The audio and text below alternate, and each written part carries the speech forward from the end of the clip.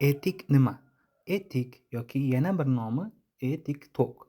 Bu onlayn platforma bo'lib, u yerda ro'yxatdan o'tish orqali siz qisqa vaqt ichida pullaringizni ko'paytirib olishingiz mumkinligi aytiladi. Lekin ushbu platforma sizga rostdan ham pullaringizni ko'paytirib beradimi yoki qandaydir bu firibgarlik usulimi? Ushbu videoda biz batafsil gaplashamiz. Etik nomi ham, belgisi ham TikTok'dan olinganiga qaramasdan, haqiqiy TikTok kompaniyasiga ushbu firibgarlik sxemasini hech qanday aloqasi yo'q. O'zining doimiy saytiga ham ega emas. Rasmda ko'rib turgan bo'lsangiz, mana etik 009.com, keyingisida ikkita t ik 003.com, 005.com ana shunaqa harflarni, raqamlarni aralashtirib tez-tez saytlarni almashtirib turishadi. Chunki bu firibgarlik sxemasi aniqlangandan keyin saytlar blokirovkaga tushadi. Shu sabab ular doimiy saytga ega emas. Saytlarini tez-tez yangilab turishadi. Hattoki Google Play Market'da ham bular o'z rasmiy ilovasiga ega emas. Ilovasini norasmiy saytlardan, Telegram kanallardan tortib o'rnatib olishingiz kerak bo'ladi. Ya'ni kimnidir tavsiyasi bilan yoki oldinroq a'zo bo'lgan kimdir o'rnatib bermasa, bu narsani siz Play Market'dan qidirib topib o'rnata olmaysiz. Undan tashqari saytiga va ilovasiga ham siz e'tibor beradigan bo'lsangiz, u yerda hech qanday yuridik adres, kompaniya haqida ma'lumot, telefon raqamlar bog'lanish uchun masalan call servislar hech qanday imkoniyati yo'q ular bilan bog'lanish. Ya'ni faqatgina sizga Telegram akkauntni taqdim etadi. Unda ham sizga Telegram raqamlarini taqdim eta olishmaydi. Faqatgina Telegram username ya'ni Telegram adresini berishadi. Bu ham endi vaqtincha. Tez-tez o'zgarib turishi mumkin, lekin Telegram orqali muloqot qilish bu ishonchli hisoblanmaydi, rasmiy hisoblanmaydi. Shunisidan ham bilsangiz bo'ladi, ular hech qanday ma'lumotlarni taqdim etishmaydi.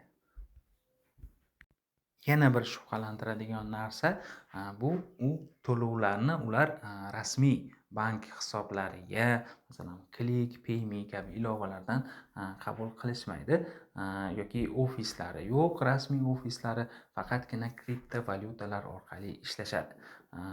Bu ham shubhalantiradi. Hech qaysi rasmiy tashkilot, hech qaysi ishonchli tashkilot kriptovalyutalar bilan faoliyat yuritmaydi. Bu faqatgina firibgarlar qo'llaydigan usul.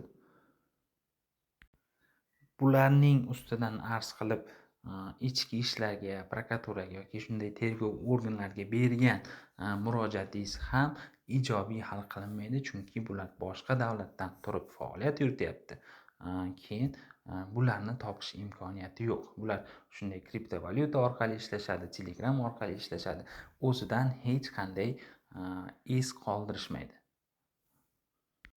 Ushbu sxema moliyaviy piramida asosiga ham qurilgan, ya'ni piramida alomatlari bor. Kimdir o'zini tagidan odam qo'yadigan bo'lsa, qo'l ostiga kimnidir qo'shadigan bo'lsa, u pul kiritadigan bo'lsa, tepadagilar albatta manfaatdor bo'ladi. Bu narsa ushbu sxemani yana ham ommalashishiga sabab bo'lyapti. Afsuski, ko'p yurtdoshlarimiz oqibatini o'ylamasdan, aniq firibgarligini bilib turib, ushbu sxemaga boshqalarni ham jalb qilishga harakat qilishyapti. Ya'ni ulardan keladigan, ular a'zo bo'lgandan keyin keladigan pulladan shu darajada umidvor bo'lyaptiki, o'zini yaqinlari, qarindoshlari, do'stlarini o'ylab o'tirmasdan shu sxemaga pul tikishga undashyapti.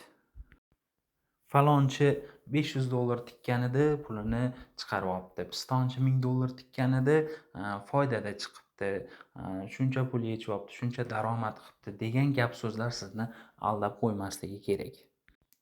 Firibgarlar sizdan, bizdan ko'ra aqlliroq. Shuncha sxemani yaratishga, ommalashtirishga, buni texnik tomonlama qo'llab-quvvatlashga aqli yetayotgan firibgarlar bu narsalarni hisobini olmasdan qo'ymaydi. Ya'ni xarajat qilyaptimi ular? Kimnidir pulini beryapti, kimnidir pulini ortig'i bilan beryaptimi? Ular ishonch komilki, bu pullar yanayam ko'p bo'lib qaytib keladi. Kimdir $500 oladigan bo'lsa, shu narsadan $500 pul tikib foydada chiqadigan bo'lsa, u albatta yaqinlariga tavsiya qiladi. Boshqalarni undaydi, ya'ni tekin reklama qilib beradi bu narsani. Targ'ibotchi bo'lib beradi. Shu narsa firibgarlarga shu narsa kerak. Ya'ni 100 ta odam pul tikishi mumkin, ulardan 10 tasiga pulini qaytarib berib qo'yish hech narsa emas ularga. Shu holatda ham ular foydada bo'lib qolaveradi. Ya'ni bitta ikkita odamni qilgan daromadi sizlarni o'ylantirib qo'ymasligi kerak. Ya'ni sizlarni xotirjam qilib qo'ymasligi kerak. Bitta ikkitaga bular xarajat qilgani bilan, lekin bu yoqda yuzlab odamlar bularga to'lov qilib turibdi. Shuning uchun kelayotgan summadan ko'ra xarajat summasi 100 dan 1 ni ham tashkil qilmasligi mumkin. Moliyaviy piramidalarga a'zo bo'lgan aksariyat odamlarni eng o'ylaydigan xato fikri bu ulgurib qolaman. Juda ko'pchilik shunaqa ma'noda pul tikadi. Ya'ni uni firibgarligini biladi, pulini yeb ketishini, ertadan keyin shu pullardan quruq qolishi mumkinligini biladi, lekin men ulgurib qolaman. Yopilguncha 1-2 marta pulimni aylantirib olaman degan xato tushunchada bo'ladi. Birinchidan, firibgarlarni doimo o'zini rejasi bo'ladi. Ular sizni rejangizga, sizni fikringizga qarab turib ish qilishmaydi. Ya'ni ularning o'zini rejasi bor. Qachon yopish, qanday yopish ular o'zlari qilishadi. Bu albatta sodir bo'ladigan jarayon.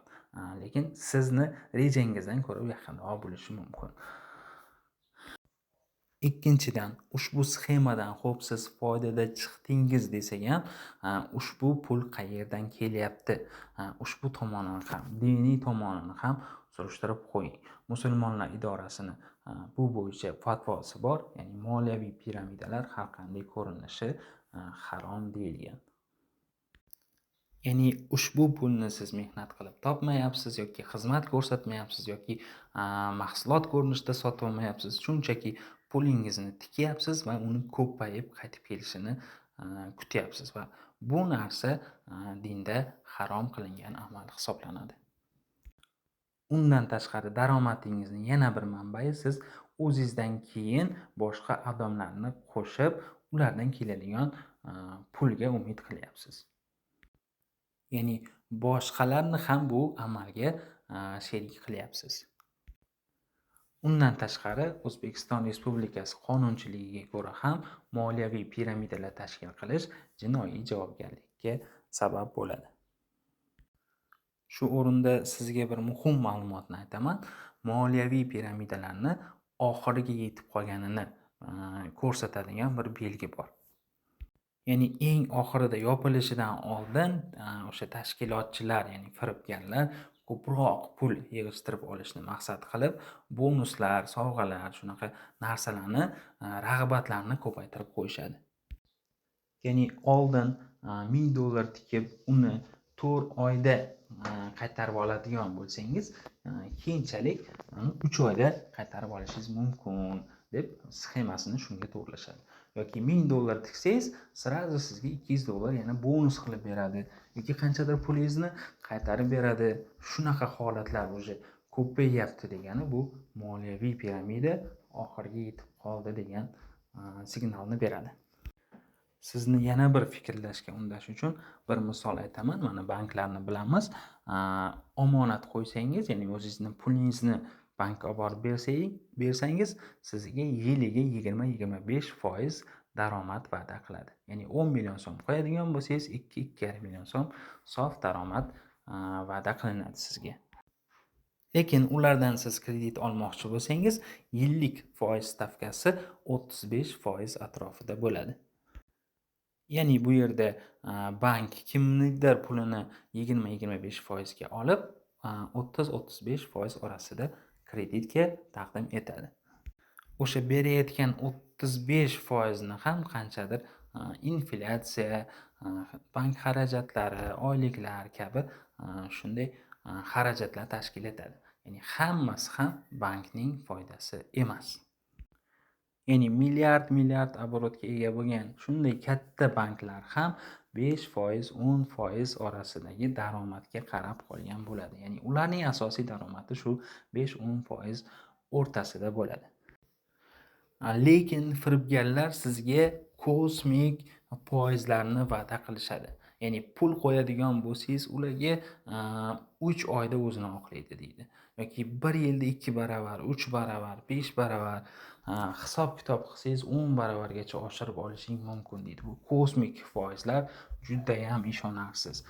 Kimki sizga baland foizlar va'da qilayotgan bo'lsa, u aniq firibgarlik. Agar ushbu loyihasiga o'zlari o'sha firibgarlar shu darajada ishonsa, sizga 500% yiliga yoki 400% mi, 300% mi va'da qilmasdan o'zlari bankdan 30-35% borini 40% dan pul olib shu ishni yuritgan bo'lardi. Ya'ni sizga 500%, 400% bergan ularga выгоднami yoki bankka 35-40% berganmi? Albatta, firibgarlarning kallasi siznikidan yaxshiroq ishlaydi. Ular shunaqa yuqori foiz taklif qilyaptimi? Demak, shunga yarasha ularning sabablari bor. Buni orqasida boshqa narsa yotgan bo'ladi. Endi videomiz so'ngida xulosa qiladigan bo'lsak, ushbu sxema hech qanday yuridik yoki boshqa manzillarga ega emas. Hech qanday veb-saytga ega emas, ya'ni doimiy veb-saytga ega emas. Veb-sayti tez-tez almashib turadi. Va uchinchisi, Play Marketda o'zini rasmiy ilovasiga ega emas. Undan tashqari ular bilan hech qanaqasiga bog'lanib bo'lmaydi. Faqatgina Telegram orqali bog'lanish mumkin, lekin hech qanday raqamlar bog'lanish uchun boshqa daniylar taqdim etmaydi. Judayam baland foizlar va'da qiladi va moliyaviy piramida elementlari ham mavjud. Undan tashqari kriptovalyuta orqali pul oldi-berdisini qiladi. Shularga asoslanib biz ushbu sxemani 100% firibgarlik deb ayta olamiz. Sizga shaxsiy tavsiyam, ushbu sxemaga hech qachon pul tikmang. Hech qachon targ'ibot qilmang, targ'ibotchilarga aldanib qolmang. Agar pul tikib qo'ygan bo'lsangiz, ushbu pullaringizni darhol zudlik bilan chiqarib oling. Kutmang, ulgurib qolaman deb o'ylamang. Qachon yopilishi noma'lum. Agar ertadan keyin darrovda yopiladigan bo'lsa, sizni ichki ishlarga, prokuratura, tergov organlariga qilgan murojaatingiz hech qanday samara bermaydi. Chunki ular O'zbekistondan turib emas, boshqa davlatdan turib faoliyat yuritishadi. Ushbu video sizga yoqqan bo'lsa, like bosing va yaqinlaringizga ulashib qo'yishni unutmang.